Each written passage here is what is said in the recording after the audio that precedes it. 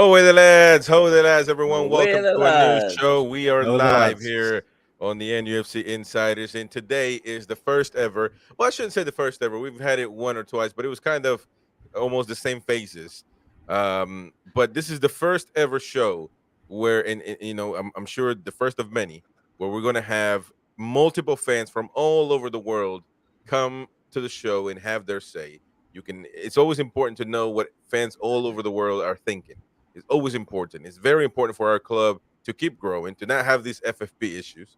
Number one, to grow our fan base worldwide, and the fact that I can obviously uh, have somebody like Steve from Rock to Toon from Wales, living in Wales for 40 years now, and follow the Toon. We're gonna get into that story. Why did he follow the Toon? Could have followed any other club, to be honest. And also at the same time, Dom from Malaysia. It is the 28th of March right now in Malaysia. He's living in the future, ladies and gentlemen. He's living in the future. It's 7 a.m. over there, and he's got he wanted to be a part of this, and so he is. And so we're gonna get to his story as well. So I want to welcome Dom. I want to welcome Steven, and we're gonna get more fans. We got them lined up, especially for next week. So next week's Talk of the Toon Worldwide is gonna be pretty heavy, I would believe. We got a lot of people from Canada, from Australia, Indonesia, and of course these guys. Roy, you see Roy every day, but you forget that he lived in Dubai, he lived in the Toon or near the Toon. He lives in Qatar. He was born in Germany, so he's the jack of all trades, and he deserves International. to be in this show in particular. Now we always have to Swiss have Army fan. we always have to have an old Yeah. decrepit person. So we got the old man here just to just to be sit there and do nothing. So welcome, man. I hope you what happened at the quiz, man? Did you do good? We didn't do well in the quiz itself, You but we won the you food. never we won do, the, man. we won the £10 food voucher. You never do well at the quiz. Why you keep going and wasting money? What are you talking about, man? We won it 3 weeks ago. Oh my goodness. Well, anyways, let me introduce first Steven. He's got his own channel, Rock the Tune, by the way, on YouTube, and I believe you can follow him on TikTok as well. Welcome, Steven, for the first time on the show, and I'm sure it's going to be the first of many of these Talk of the Tune Worldwide shows. I appreciate you coming on. And how's the Welsh life treating you, man? It's absolutely pretty wet tonight. Yeah. Very wet. It's absolutely coming down at the moment. So I'm glad I'm not out there. That's right. That's right. It's, How did you end up following the Tune? Kevin Keegan was my idol as a kid. There we go. So I followed him around as a kid, sort of thing. And he ended up at Newcastle as a player. And ever since then, I've stuck by Newcastle. Ever since then, so it's around 1982. And I actually finally met my idol 8 years ago at a gentleman's evening in Glenethley. And that was the season we just went. In Glenethley? Yeah, we went down to the championship that season. He was quite. He was saying to me, he said he loves the club, but while Ashley was there, he was never going to set foot. But he wouldn't want United to suffer because of what happened. Right. That's the way. Yeah. But he said that if he got invited to the club, he would go there anytime now. Wow. It's Nice, man. Nice. That's a nice. And of course, you got your channel as well. Where they can find you? Plug your channel right now. Well, Rock the Tune, yeah, it's just mainly videos, about the club and stuff, and I got my TikTok and which I sometimes do live games, but I normally do not just Newcastle. I do other bits and pieces on there as well, but all the rest of it's mainly Newcastle on my social media. All right. But also, as we were talking about earlier on, we're starting a new Facebook page for the Welsh Mags. It's going to be called the NUFC Wales, the Welsh Mags. Nice, and we're gonna continue to advertise that throughout the Talk of the Tune Worldwide shows because we must do what we can to grow their fan base worldwide. Shout out to Lewis becoming a member for this is the first time member for 1 month actually, rather said. So congrats to Lewis. And Beer Biking says tonight we get to see the mighty winds geography skills because he said you were from South Africa. So we had to I just apologize. It was my fault because I put the wrong man for the task. But no, I'm actually playing because he's actually found people from all over the world. You have no idea. And one of those, of course, is the one and only Dom. Dom, how you doing, man? All the way from Malaysia. Again, like I said, 28th of March right now over there, 7 in the morning. And how you doing, mate? Welcome. We're all good here. It's still early. Okay, firstly, thanks. Really appreciate the invite to join your show. Of course. Well, I don't know what else to say. Since I've been a spotter for the past 30 years, maybe. Since about 92. Wow. It's been so long. I don't know how I started. Maybe it was a family member, I guess. But I do remember Espria. I do remember Espria. I do remember Barcelona. But of course, maybe I was a bit too young to appreciate everything. Right. But probably started getting fully into it when Shearer came on board, of course. Right. But yeah. I don't have as old a history as some of the members around here, but. So 92, man. That's longer than me.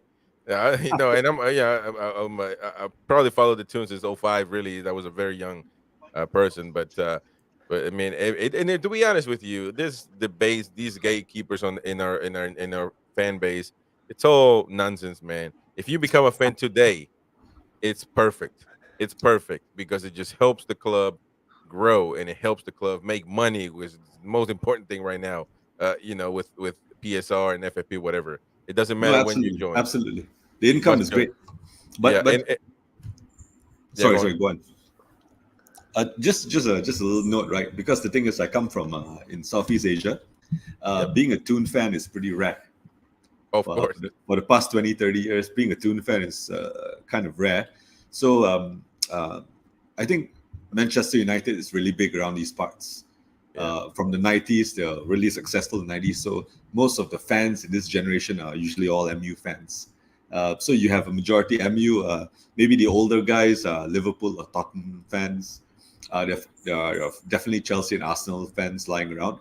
But so Toon fans are rare to the point where if you grew up in Malaysia, being a Toon fan, you spend most of your younger life being the only Toon fan in your circles, which means that every time something happens, something good or bad happens to Newcastle, you get 10, 15 people messaging you and say, this just happened today. So and I get the same story from virtually all the Toon fans around. Growing up, we're always the only Toon fan in our respective circles. Wow. So being a Toon fan in Asia is pretty rare. Yeah, but we got to fix that, man. We got to fix that. We got to keep growing the community. And now you tell me, are you part of the Malaysian Mags? Is that correct? Yes. I mean, we're called the Toon Army Malaysia. We're actually a registered society. We're pretty active on Facebook primarily. So if you search up Toon Army Malaysia, officially there is only one official entity, like a Toon Army in Malaysia, and that's the Toon Army Malaysia. So if you go on Facebook, you can find us there easily. Cool, man. And again, we're gonna advertise that every show. Beer Vikings is Roy's Interpol's worst nightmare. Not the first time I've heard that. But Dom, how many members do you guys have? Do you guys get together for matches? I mean, how does that all work out? No, absolutely. I think right now we've got. Sorry, I don't have the exact figures, so I don't want to get the wrong numbers, right? But essentially, we are pretty active on two fronts. For the past couple of seasons, we have been organizing regular. We call them match viewings. So we have regular match viewings, and I was actually planning for the West Ham game.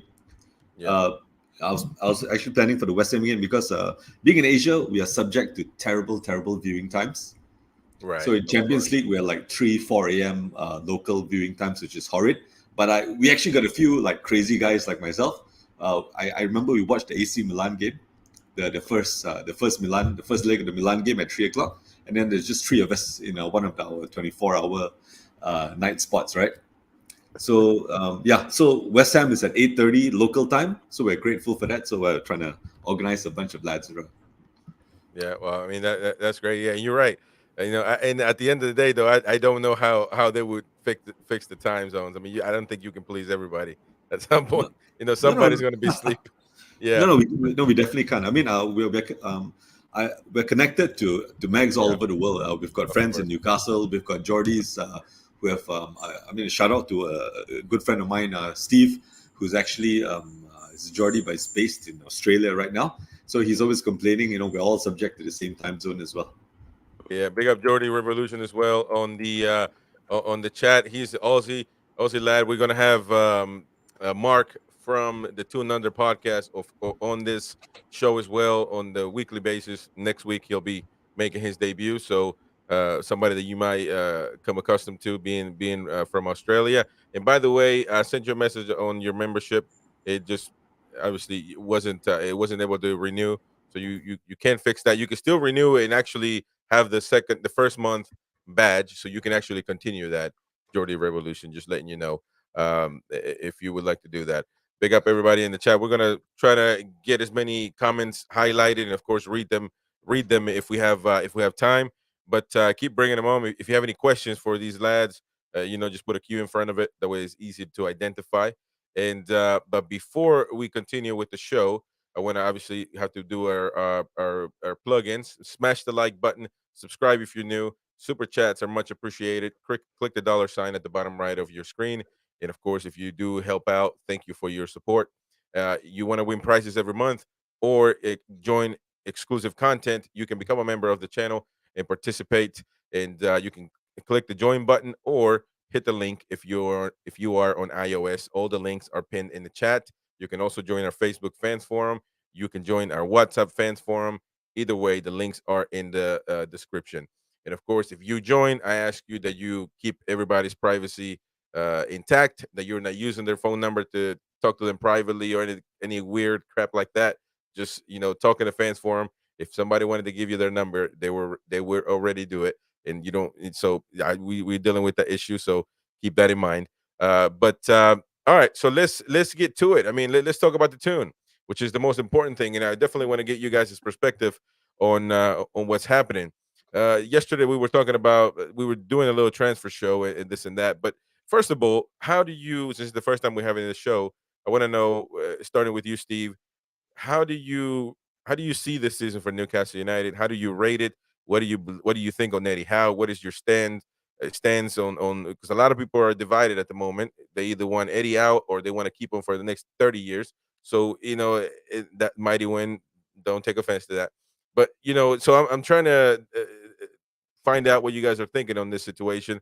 A lot of injuries, of course. So yeah, how do you rate this season so far, Steve? Well, I rate it at the moment average because we're not as high as we were last season. As we said, our injuries have cost us, and we've got a lot of injuries again. So it's going to cause us problems, going to get through to the end of the season. We're missing Joe Linton big time. He is the one player that's kept us in it with all these players that we've had injured. And Eddie Howe, I sometimes think he does do my head in sometimes. He doesn't bring sub on quick enough sometimes. But his head's hitting a brick wall at the moment because every time he seems to think he's got the team together, gets everything get back to normal, someone gets injured, and it's causing him problems because he doesn't got enough strength in depth because each position, we're suffering in strike force, we're suffering in a defence. Our midfield's not too bad, but we're suffering as then still when we got players like Joe Linton out. So I think his head's going to be looking at if we can finish 7th place this season, we've had a good season. Right. Compared to last season, we finished where we did last season. We was in the Champions League. We weren't going to get that this season. We knew that within the first few months with all the injuries that started cropping up. And I think we were lucky to survive the period that we had with the injuries, that the players stepped up, that wouldn't have maybe had the games like Lewis Miley wouldn't have had the amount of games he's had. I doubt Livramento would have had the amount of games he's had. Sells, he was looking at leaving this season, they reckoned.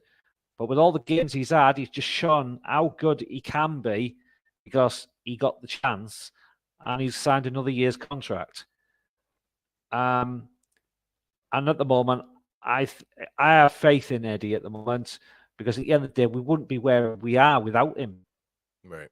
Who else could have done what they've done on the shoestring budget that he's had at the moment because of FFP?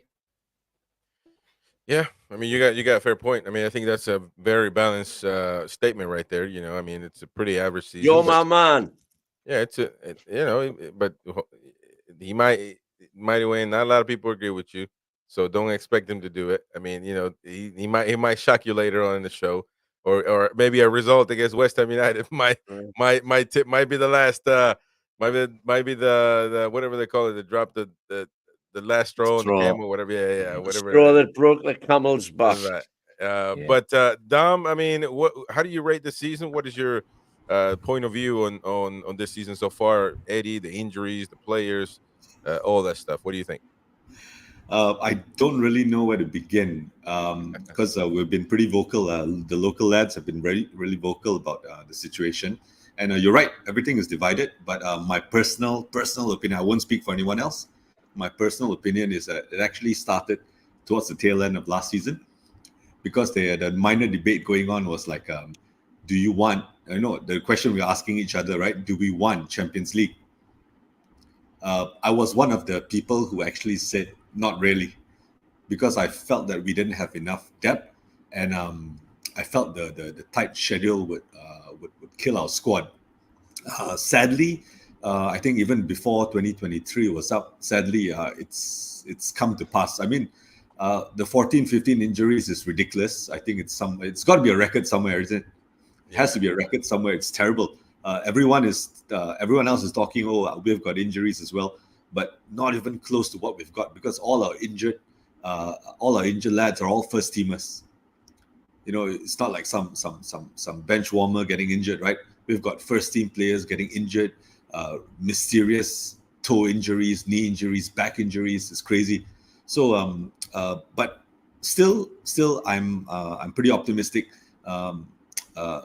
I hope it's not too arrogant to say, but if you've been supporting the Toon long enough, we have had significantly worse days. So this season, I believe all the true Toons out there know that we are on a rebuilding path. So we're just literally in our second full season of our rebuilding. So there's no miracles expected. I have no idea why the online trolls think that after one good season, where 3 or 4 of the top teams are performing badly, and we're expected to beat City at home, at City's home, right? So I think it's nice to hope, it's nice to cheer on, right? But if we lose, there's no reason to rag on the lads, right? So my opinion is, I think we're doing okay. It doesn't look good if we have got big dreams. It doesn't look good, but I think we're okay. I think we're on the right path. We just need to get the new physio in ASAP. Yeah, that's a very good point. Now, I believe the criticism a lot of times comes towards the maybe just Eddie and the way he is choosing to give up on games like Chelsea, like Arsenal, and against Man City. To be honest, I don't know if I had too much of a tactical criticism. I think we were just overpowered by Man City. But Roy, what is your perspective on all this? I mean, kind of, for the most part, we know exactly what you feel, but it's always good to keep reminding. What do you believe right now? For me, it was a snowball effect that started in the summer with the transfer window. Everyone knew what the fixtures were in August. You should have reinforced the starting 11, not go and start building the team for the future and buying 18 and 19-year-old kids who are not going to start the game. So that was like cock up number 1. So anyway, September 1st game, a window shut. The season starts. Eddie was not using any of those 4 players. He wasn't using any subs, and you notice some of that. So you got that management cock-up. I'll call the first cock-up a management one, the transfer window. Was it Dan Ashworth? Was it Eddie? Was it Eddie's little nephew? No idea, but that was management one. So the second one goes to Eddie. Eddie's lineups. So he wasn't rotating with those players. Game after game, game after game. Before the injuries happened, we got battered by Brighton. We lost to Liverpool because of one of Eddie's mistakes, which he's done a few times anyway. And game after game, same 11, game after game. And then the injuries started happening. And Eddie was still not swapping players and still wouldn't change his lineup until we got to the Everton game. Everton, Spurs, Milan. 3 games, you already battered with injuries. And you had those 3 games in 6 days. You should have put the white flag on one of those games, rest the players, and go. What he did is the opposite. Same 11. Game 1, Everton, 3-0. Same 11 again. 2 days later, Spurs, 4-1. And then you get to the Milan one at home. I think the players gave 110 in there, but they're running on fumes and lost. So that's got nothing to do with management or anything. That was all Eddie's fault in that one. Cock-up number 3. So cock-up 2 is Eddie. So cock-up number 3, medical team. Absolutely ridiculous. Players not fit. They're coming back early. Murphy coming back early. Isaac. I have no idea who gave him the green light of some of the games to play because he looked nowhere near 50% fit. Milan game, the away PSG game, he was a passenger. Sub him. He was still on. So was that Eddie's call or was that the medical team? Anyway, some of the injuries were freaky, like the shoulder injuries with Pope and Murphy, the back one with Anderson. But some of the injuries were because of bad management or the rotation system that wasn't happening. Plus, the way we play football, high intensity press. You can't do that with a small squad. It worked in the beginning of the season. I mean, we battered PSG because we had fresh legs. But after that, the legs started going one by one, and you lost some of those players who were pressing. And we turned into, from this, you can say, a team that's got some low-quality players, but play like a team and follow the coach's plan, to low-quality players without the legs to do the plan. And Eddie wasn't changing it. And still 4-3-3, or like an open book. And I don't want to call players because you know what I think about our trio, useless ones. Miggy, Longstaff, and Burn. You got a left back who's a lump who can't run. You got a right midfielder who's useless before he was getting injected, still getting injected, and a right winger who doesn't have a right foot. And the numbers are useless. I mean, Miggy's had 7 assists in 160 games or something. Absolutely ridiculous. I mean, Burns got more assists than him. So that's the other 3. So imagine if in the summer we went and replaced those 3. Well, we did replace Longstaff basically with Tonali. So that was unlucky. Dan Burns still playing. We've got Target. We've got Lewis Hall, who's going to cost us 30 million in the summer. Doesn't get a game. We haven't paid for him yet. So that's another disaster. You're forced to play a player that the coach doesn't like. So you're going to be forced to buy him in the summer. What is that, the worst transfer in history or what of the club? That's worse than anyone we've ever signed if that happens. Unless he starts playing him now and he proves he's worth it, and then we get him in the summer. And then you got Target, Lewis, Jamal Lewis, Dominic playing. None of them play. Dan Burn plays. Another one with the medical team. Longstaff getting injected every week. Still plays him. Doesn't take him off. Who plays? Longstaff. Miley on the bench. Against Sunderland, Bruno gets injured. 6-7 minutes left for the first half. Stays on. Plays the 7 minutes. Goes to the changing room. Everyone expecting him not to come out. He comes out. And he plays another 6-7 minutes. We get the second, and then he gets subbed out. That extra 10-15 minutes could have been the difference between off for a couple of weeks and a month or 2 or surgery. And what happened to us? Surgery. He's gone. You're on about J7 then. No, you said Bruno, Roy, but you meant J7. Oh, no, yeah, I meant J7. And the last one was the ACL Botman. My God, man. ACL torn or partially torn. He plays for 2 games and then I realized that he's got ACL. I mean, what the? But as soon as you find out there's a small injury with somebody's knee at Premier League level,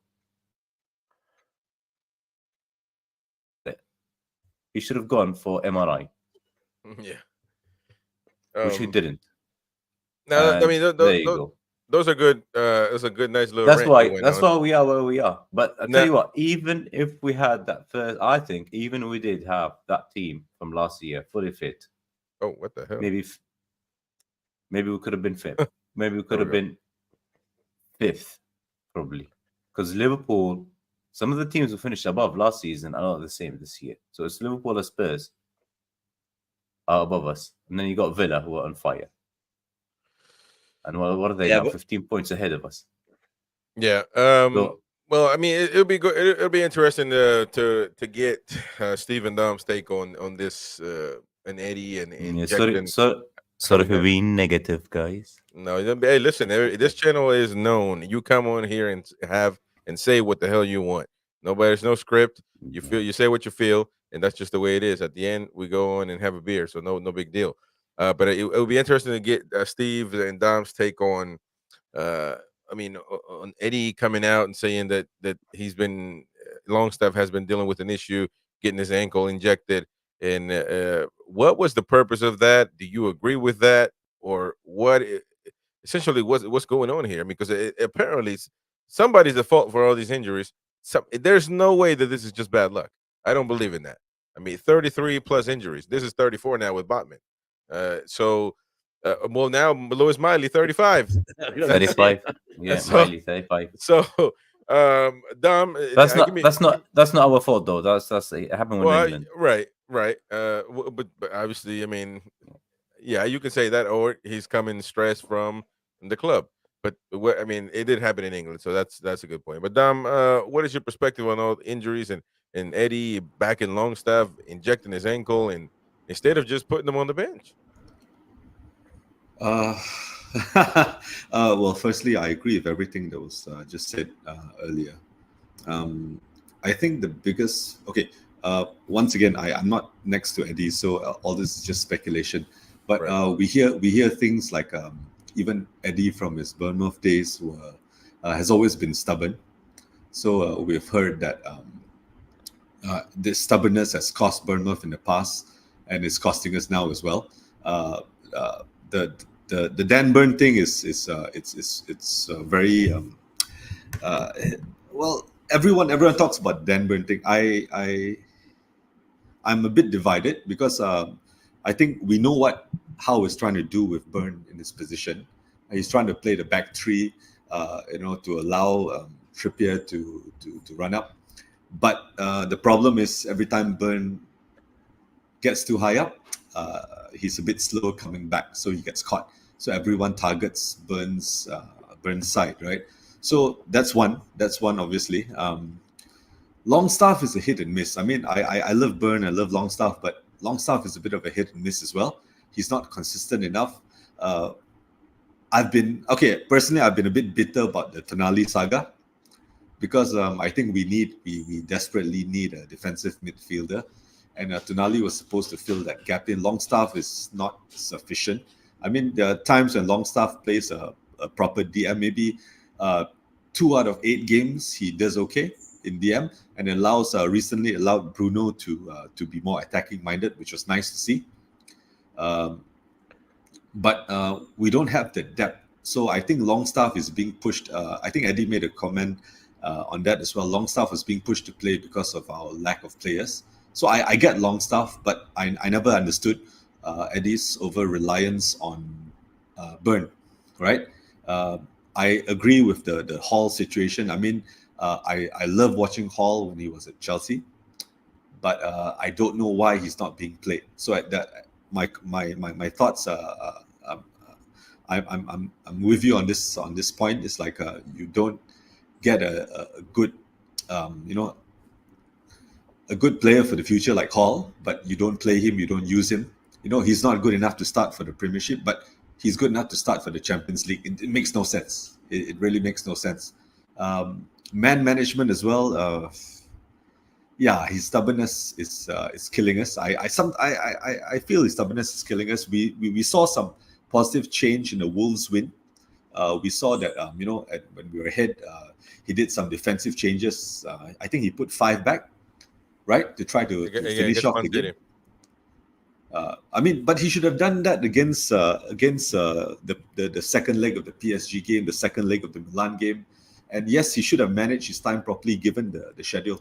There are some games he could have fought out for a draw. There's some games he could have sacrificed, in order to keep on moving to the knockout of the Champions League. There's a whole bunch of what ifs and all that, but yeah, I think most of us are frustrated at Eddie's management of his players, management of his schedule, and that dodgy story about the physio. I can't remember the details now, but the physio, I think the head physio position is now empty, right? It's not filled yet. So there's also something going on inside.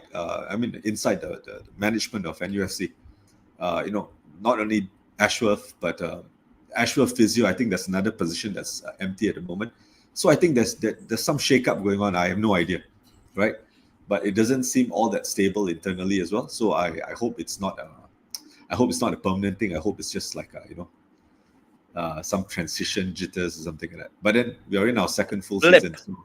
We're in our second full season, man. I mean, how long more can we take of this? Yeah, no, I agree with that. Stephen, I mean, what do you think on this? Do you agree with Longstaff, and what do you think about the injuries and all that stuff? I think with Longstaff, I think the problem there is he knows he's got to do everything he can because he knows his Newcastle future's under threat. Because a lot of people were criticising him before. He didn't have a good season, the first season that Eddie took him in. And a lot of people thought he was going to go last season. But he managed to do enough to stay. I think he's just doing what Eddie needs him to do. Because he knows if he's sat on the bench doing nothing, if he's going to end up in the physio and having to do whatever they got to do, that could mean he won't be with Newcastle next season. So I think he's just trying to please the boss, basically. But also, I don't think our medical department has been the best for a long time. They're doing the best to get these players back. But as you said, they're getting rushed back too quick because we needed them. Because they could see how tired the other players were getting. They were playing week in, week out. And you can see what it's done by Joe Linton getting injured because he was needed. But yes, I think there is problems. But on the thing about players being bought at the start of the season, that's not Eddie's fault. That's the club's fault for not sorting the funds out that, because of FFP, they couldn't be still spending money stupidly. It's basically getting rid of players to bring players in. There is players in that club that shouldn't be there, which they need to get rid of to free up that money. But you had to be careful because of Champions League and other things. They couldn't get rid of the players that quick. And that's why this summer they need to be doing that, getting rid of those little shoestrings that are sitting around doing nothing and wasting money because of the contracts they were given under Ashley's reign. Spot on. You guys are gonna be best friends here, man. You agree with everything Steve says. What the hell, man? Mighty win. You're not the very argumentative. Yeah, but I'm not saying it's not Eddie's fault though. The players being bought and sold. I don't think so. I don't think Eddie bought those players. No. What I'm saying is, it's not that he bought the players, but he's having his input. The problem is he didn't agree with our director of football. he never got actually spoke to about the director of football coming in. He didn't think he was going to. He didn't want him there. There was not enough input to speak to him about the director of football. I think what they need to do now is, if they get another director of football, Eddie's got to agree on that person coming in, because he needs to be working with that person, because that person's the one that's going to be going and negotiating for the players and bringing. That's why the idea at the moment is not bringing anyone new in. Everyone's saying about Steve Nixon. He's the head scout. He knows Newcastle through and through. Why not offer him the job and work with Eddie? You know, not be Eddie's boss, but actually work with him as director of doing all the financial stuff and buying the players and doing the stuff, so Eddie can concentrate on the squad. Well, essentially, he's going to be his boss, though, isn't he? I mean, essentially, this is inevitable. Yeah. Technically, he would be. No, Steve Nixon. Steve Nixon will be head of scouting. Yeah, he is head of scouting at the moment, isn't he? Head of scouting, head of recruitment, call it what you will. But his boss will be the director of football. The director of football overlooks all of that, and the medical staff and everything else. So his boss will be the director of football. Steve Nixon could well end up being the chief scout. I thought he was chief scout already. And what I'm saying is that I don't think that's the way it works. If the PIF are bringing in a director of football, one of his jobs is to find the right manager. No way will Eddie have the final say on who the director of football is going to be, because ultimately it's that guy that's going to be picking the next manager. So, like, right. I can see what you're saying there, right? But at the end of the day, Eddie's got to be able to work with him. You know, absolutely. If Eddie doesn't like or doesn't going to work with him, it's not going to work bringing any director footballer in. And that's what we say with Ashworth, that he didn't really get not consulted, but they didn't speak to him about saying, "Oh, we're bringing Ashworth in, you know, blah blah whatever." Yeah, it was just like, "Oh yeah, we bring him in." And what has he actually done as director of football? You know, well, he barely started his job, really. Yeah. Because one boy said the other day, "Oh, I've had a tattoo to show the accomplishment." All he did, have a blank arm with a bit of cling film on his arm, because he hasn't accomplished what has he actually accomplished? You know, for the team, it's not really. As soon as Man United came along, it was like, oh, Man United. I'll go there. You know, but hang on a minute, Steve. I don't think that's the full story, though. Why did Man United want him? Because if he's not all that, why did Man United want him? It's because of the job he did at Brighton. No, and England, you know? Before that. Yeah, and England. But England and Brighton's what he did, because it's all commercial. It's all, was it? But he's maybe the only side he's done anything on is more commercial side. But for the squad itself, I don't think he's done much for the squad. You know, I think part of him leaving was Eddie not communicating with him properly and having Eddie's little nephew there. Yeah. I think that's an issue that I just can't wrap my head around. He's actually, I was looking at when I was doing my little video on the reasons of this injury season, and I actually listed, and I try to maintain a level tone so people didn't think I was biased towards a certain side. But I even put the directors. Yeah, I put Al Rumayyan's picture there because I believe that he's a chairman and he might be worried about other things than just the first team. But ultimately, as you know, in corporate, at least in corporate America, even if the lowest of them all makes a mistake, ultimately the head is at fault, essentially. Even though, of course, everybody has a job to do. But I put him there so I can give everybody a part of responsibility when it comes to this. because the directors also didn't build the squad long enough to compete for all these fronts. And essentially it's one more tournament than last season, really. One more. Yeah. The Champions League, which is hard. But with that being said, I believe that everybody has a piece of and the 6 pie weeks here. off for the World Cup. Exactly. But on top of that, we talked about Eddie's style of play. People don't believe that. Some people don't believe that could be affecting the injuries and the lack of players, etc. I think that has to be taken in consideration. But the fact of Andy Howard, I believe that's his name, or Andy, or what? Andy, yeah.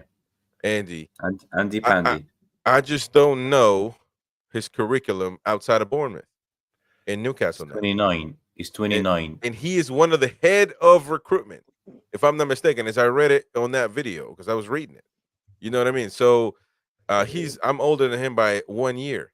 I know some people told me that I look 40 years old in the chat, but I'm not 40 yet. Got 10 years to go. But regardless, I just feel like when we start doing that, then we start, we're not doing the right thing. And essentially, though, if you build a new club, and the way it goes is you hire a DOF to hire the manager, because that's what does the DOF like? What manager does he like? What football are we going to implement in this club? That is actually the way it goes. And so obviously in this instance, it's difficult because Eddie's already in, Ashworth is already gone, and so now, but you do have to still the directors have to get somebody that they can trust, that he is going to, or he or she is going to take care of the club, because the manager can say, I want all these players, right? He brings them all these players. Well, the next season, the manager gets sacked. Now we're stuck with players that the manager brought, and now we got to sell them because you got to bring somebody else. He's going to want new players, and so it's got to be a balance. You know what I mean? It's got to be a balance. Well, the thing is, go on, Dom. Go on. Problem is with director of football, right? Newcastle have done it before under Ashley's reign. Keegan was brought in as manager, and they brought Dennis Wise in above his head, and it was like, Dennis Wise, he's never been a successful manager, because at Leeds, Gus Poyet was doing the job at Leeds, not Dennis Wise. Dennis Wise was just a puppet, a name. And bringing him into Newcastle because he owed some money or whatever, to give Ashley gave him a job. It ruined things. And as you said, Ashworth was brought in after Howe was given the job. So you've got a problem there. So Ashworth didn't appoint Eddie, and Eddie didn't really see the point of Ashworth coming in, because at the time, what was he doing? Because Eddie was already in doing what he was doing. And I think if they do get a director of football, it needs to be someone that is going to know Eddie and be able to work with him, even if he's going to be his boss. But he needs to work with him. Because if not, Eddie Miles just turn around and say, okay, I'm off. What's the point of me sticking around? Because I'm not going to be able to do the job that I want to do. I need someone that's going to work with me. No, 100%. They need to work with each other. And it has to be a balance, because it can't just be one wants or the other. Yeah, it has to be the balance in benefit of the club. But I believe, Dom, were you wanted to say something about this? No. I mean, nothing. I mean, you guys put it really well. But that comment about buying all those players and then having the manager change, so it just sounds a lot like Chelsea to me. But but definitely. I think one of the things we badly need, and this is a common comment as well, it's not so much new players, because you go online, everyone is saying we need this player, we need that player for this position and all that. But the truth is, I feel our backroom is terrible. I think there's a bit of disarray, there's a bit of something is not in sync. Started with Ashworth and all that, but I think there needs to be a bit of a shake-up in the backroom as well, because something is not working, right? And if I'm not wrong, the backroom is not part of FFP. So if it isn't, then we should throw some money at it, get the right people for the right jobs, and I think that's a proper foundation moving forward. Because if we just go on a shopping spree, I don't think it's going to solve some of the problems that we had, including injuries and all that. Yeah. So, Roy. I just feel like we're working without a strategy at the moment. So we went, and at the beginning it was trying to save the club from relegation, and then we bought those players, and that was enough to do it. And then we just started buying random, and then Ashworth came in. If you actually look at the players we bought before Ashworth and after Ashworth, the ones we had before are the ones that carried us to finishing fourth, not him. So there's no strategy. Strategy is having a plan for 5 years, which starts from your youth development all the way to the first team. And you got plans, you got targets and everything. It doesn't seem like we're doing this. So far, it looks still random at the moment.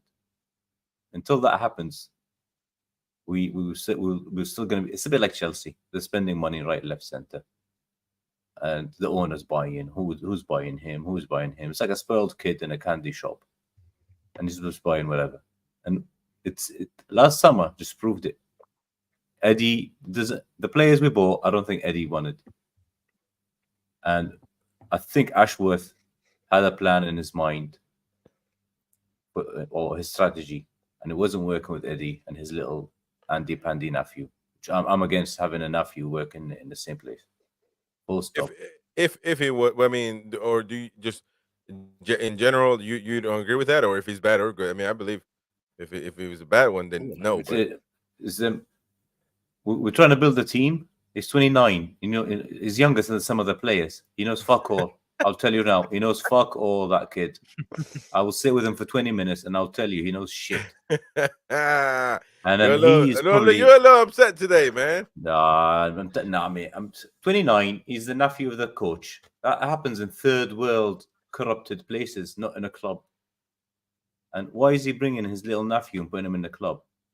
Who plays for Bournemouth? We're going to be called Bournemouth 2 in a minute. Because half of the players we've been linked with are from Bournemouth. There's no vision. Yeah. Oh, let's bring him and let's bring him. No. Have a strategy. Sit every day with a director, every day, and go on the same path. Until that happens, it's never going to work out. Maybe. I mean, Eddie's got only one way of football.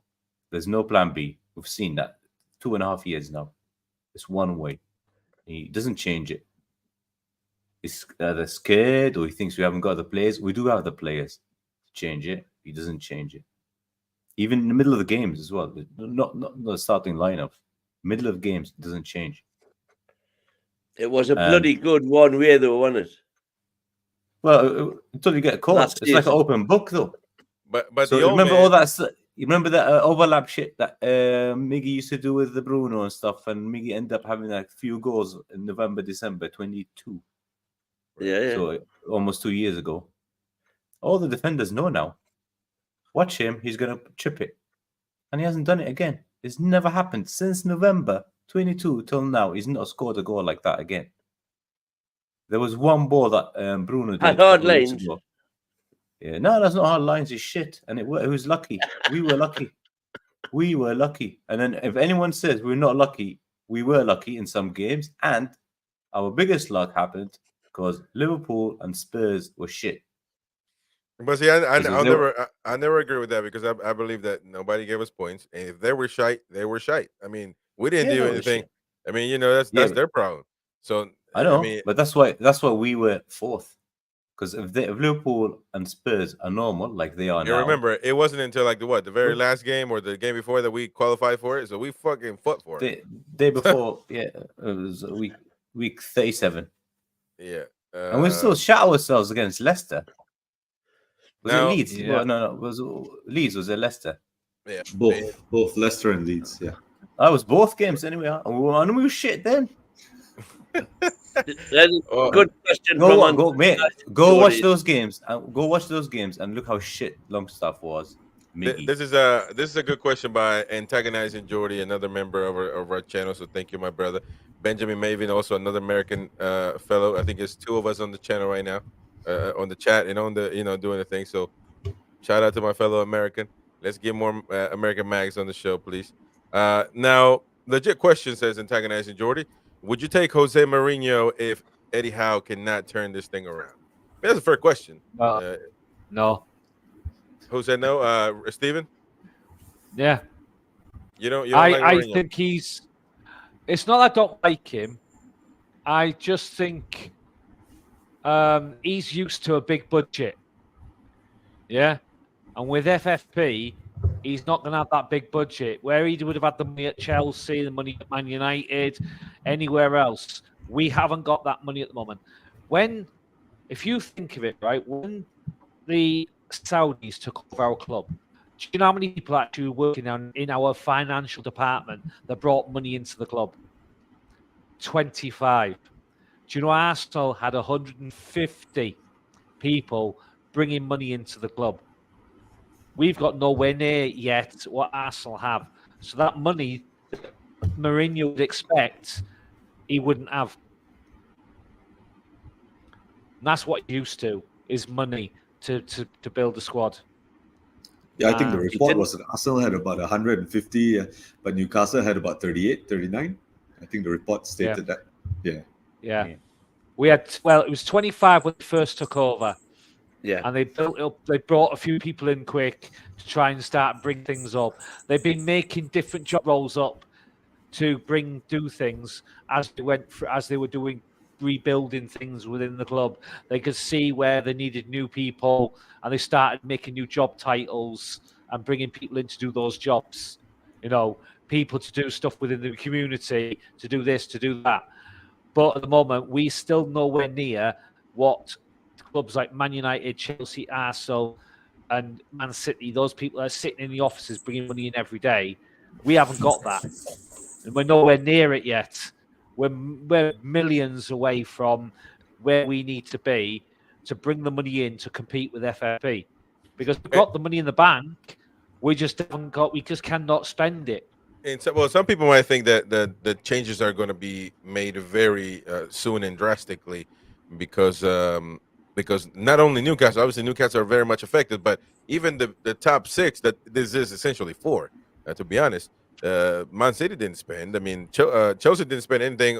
I mean, they spent a lot at the beginning of the season, but a lot actually, over $1 billion. But most didn't really do many. The Premier League in general didn't make moves, a lot of money as they were used to. So I would assume that the Premier League would look at this and say, "Well, damn it, we love our money." You know, I'm sure the Premier League directors are going to say we love our money more than we love the top six. So we got to do something because clubs got to spend in order to make revenue. So they might make adjustments. I don't know if they're going to make drastic adjustments to where Newcastle can take advantage of, but I would assume they're going to make adjustments nonetheless. I believe, who was it? I think the Chronicle had an article in just today actually about Sylvester, who it was a bit of an interview with him, and he said exactly what Steve was saying, that when he came in, they had 22 people, I think. But now they've got 69. Mm. And he's still saying until we get up to Arsenal levels and Spurs levels, we ain't going to get the revenue in, because you need people to be doing all the research on the ground in order to get that done. Mm.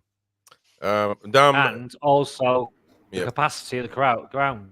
Until we get the capacity up, that's a lot of money not coming in. Yeah, I mean, how many people fit in Arsenal's stadium? Chelsea's very small, man. Chelsea's 42, I think. Yeah, you know what I mean. So, 44. but I do get the point. I mean, they won so many trophies in like the last 20 years that their fan base worldwide has grown a lot. Meaning, again, that's why people look at it, and so maybe they don't believe me when I say the purpose of this show is bringing fans from all over the world so we can grow our community. Because it's real, man. It's real. And I'm not saying that we're going to make a crazy difference, but the point is still the same. We got to grow our fan base worldwide. Match day tickets for Chelsea are not even 10% of the income. Yeah, it's got to be. And that's the point now, that actually bums on seats now, in the vast majority of the ground, don't count for a lot.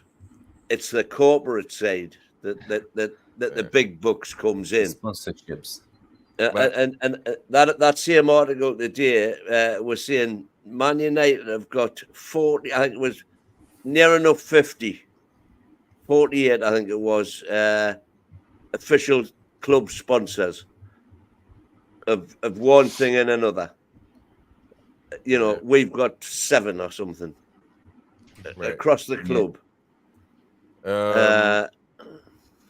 Yep. That's where we need to get behind them. Yeah, we're 400 million behind them. Right. So imagine that we can spend 100, they can spend 400. Dom, did you what are you opposed to Jose Mourinho, or what are your thoughts on that? Okay. Yeah. Okay. Firstly, I'm a massive. I really love Sir Bobby, right? Yep. So I've got this soft spot for the people who are close to Sir Bobby. So which Mourinho, Pep. I think a birthday gift years ago. A friend was in London. I think he got Sir Bobby's autobiography. He got Sir Bobby's signature on it. So that's one of my minor treasured possessions, right? So, anyways, I love Sir Bobby, and I love.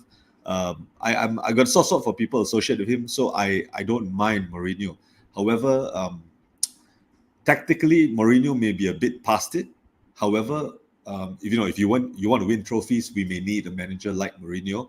Yep. But the main question is, Eddie Howe, stay or go, right? Right. To answer that question, I think it goes back to the comments previously on the income. My personal view is I think Eddie Howe needs to be given at least another season or 2. As you can see, Adidas is coming back, right? And a simple example of let's say the sales of jerseys, right? Jersey sales around the world. Okay, in Malaysia, you can walk to any of the sporting stores. You can walk to any of the sporting stores, right? And you can see like those generic sporting stores, and you can see a ton of jerseys from all over the world. And probably 95% of these jerseys are Adidas or Nike, okay? Yep. Which actually shows distributorship. We all know who owns Sports Direct. So Sports Direct has got a solid presence in Malaysia, but guess what? You go into Sports Direct, when Ashley was around, you can't find a Newcastle jersey in Sports Direct in Malaysia. And I've actually called customer service and I've asked them, how come you don't carry Newcastle jerseys? I mean, your owner, he owns the club, right? So that's how bad the distributorship of the jerseys are, right? So I think with I think the records of Arsenal jersey sales were 350 million, give or take. I think ours is just a fraction of that. So I think once Adidas comes in, I think when we just one of the examples of having more sponsors, and I think there's also talks of additional sponsors for the training kits and all that. So I feel that Eddie is a bit, his hands are tied at the moment. So I think with a bit more money, a bit more freedom, hopefully we can see some changes. But the facts are facts. If Eddie is given a chance, he doesn't perform, he will be changed, I'm sure. And if Mourinho is to come in, I'm not going to complain. I'm sure some will, but I guess I'm all right. But yeah, I think Eddie should be given a chance for the moment. Fair points. Can I just put, so on the subject of the shirts, even when Adidas take over, Sports Direct will not have the shirts as well, because JD Sports have got Adidas contract. Yeah. Yeah, now, and he's trying to sue the club for it. Yep. No, that's been kicked out. Actually, yeah, It's gone. He's been kicked out. Gone. But he tried to sue him for it. And there's nothing he can do. There's nothing he can do. At the end of the day, he kicked Adidas out the club when he went in there because Adidas wouldn't agree to deal with Sports Direct directly for products to his stores. And he threw his toys at the pram and Adidas went, all right, then fine. Ta-da. Right. And that's why we ended up with Castor. And Castor took over our club shop. The club had no control over the shop. And now we do again. Now it's Adidas because we have control over the shop. Yeah. One last question that, from the Queen of Hearts. She asked, what would have to make the difference to turn this season around? I mean, what do we need to do? What does Eddie need to do? Most importantly, I mean, on the pitch, because that's basically the only thing that matters at this point in time to save this season. And again, 7th It's might only take us one to thing. Europe. 8th might take us to Europe. No, I know that. I mean, I'm assuming that most of us will say Europe, but I'm saying, how do we make it to that point? How do we? And again, we are, I believe, 10th right now. I haven't even checked the table. 10th. 10th. We are 2 spots away from what some people think that 8th might take us. But to be sure, I think I believe it has to be 6th right now at this point. So what? No, what 7th. right now 7th is guaranteed. 7th will be guaranteed. 8th, 50-50. Depends on Okay. the Now, FA Cup. so let me go. And maybe even 9th. Even Right. 9th might go. If So Man loads of- United There's half of the don't Premier League win- can go to Europe. That is insane to me. And if we don't make it, man, Because let me already go- 8 this season. he had a point, Chris. The last time we won a European competition, the last one we won anything, we finished 10th in the league. what? I mean, you like that? We qualified for the Intercities Fairs Cup as it was then because they had a one city, one rule, one city, one club rule, which meant that there was only one club from London, one club from Manchester, one club from Liverpool. So we ended up getting into that competition, finishing 10th in the league. Now, What was that? 3 years before I was born? 69 was it? 69, yeah. Well, that was when we won it. Yeah. We qualified 67, 68. well, let's answer that question. Let's answer that question so we can finish up. Benjamin answered for us. He says, "Stop getting injured." But No, I mean, no, I've got. Can I donate? Roy's got his answer. We know what that's going to be. Yeah, my answers were really quick. Eddie, pick your best players, not your favorite players. That's it. That's it. Simple. a small but a very heavy stick. Now Target's fit. Lewis Hall's fit. Play them on the left. Miggy and Murphy are fit. Play Murphy. Stop playing Miggy on there. That's it. Play with your best players. Right. Miley plays really good. Longstaff plays shit. You play Longstaff. Well, Miley's injured now, so we're stuck with Longstaff anyway. So that's it. Play your best players, not your favorite players. There we That's go. There we go. Dom, what do you think? What do we need to do to turn this season around, man? I think just well, even if you're gonna, I mean, if I could, Yes, you say can. this- if I could say this to Eddie, right? I said, look, even if you want to play your favorite players, right?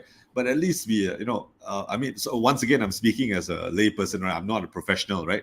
But Yeah. I was hoping he'd be a bit more tactically flexible. There's some games where we're leading 1-0.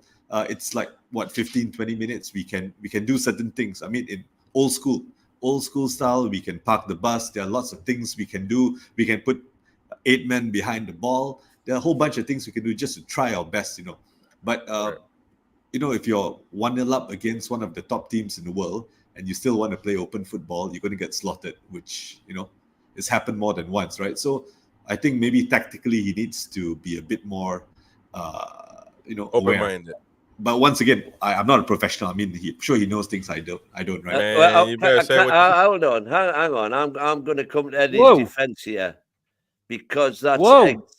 that's exactly what he did against Chelsea in the Carabao, and then everybody condemned him for getting the lead and then dropping back. We had no legs then. Exactly what he did. Exactly what he did against Milan. Went Steve, 1-0 something up, happened. and then went to defend to hold the lead, and we got gubbed. So the one thing that people are asking him to do is the one thing that when he tried it, he got castigated for.